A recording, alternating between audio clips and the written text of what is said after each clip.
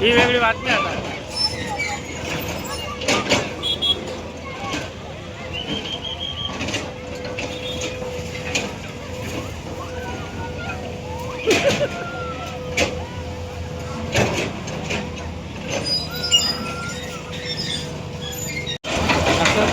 चला ना.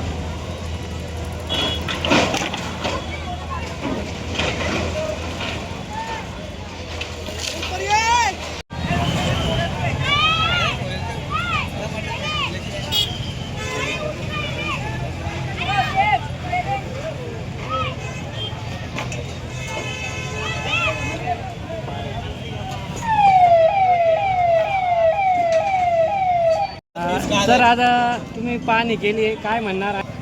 धुळे शहरामधला हा पाचकंदील मार्केट परिसर आहे आणि ह्या मार्केटमध्ये 2 ते 3 वेळा आगीच्या दुर्घटना घडलेल्या होत्या.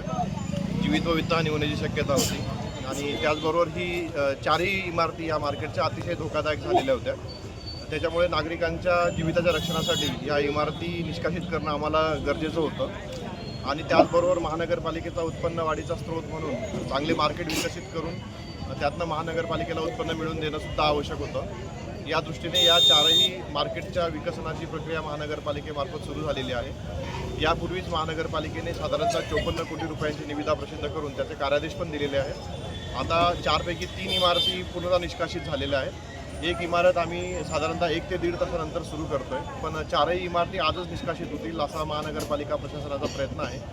आणि या ठिकाणी जे भाडेकरू होते किंवा पोट भाडेकरू होते तर ह्या सगळ्यांना आम्ही नवीन शॉपिंग कॉम्प्लेक्समध्येच पुनर्वसनाचा प्रयत्न करणार आहोत.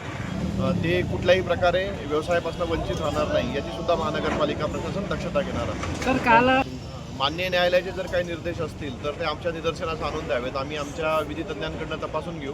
जर कुठल्याही मान्य न्यायालयाने स्थगिती आदेश दिला असेल किंवा दिला तर त्याचं आम्ही पालनच करू. पण अद्यापर्यंत तरी कुठलाही स्थगिती आदेश आमच्यापर्यंत पोहोचलेला नाही.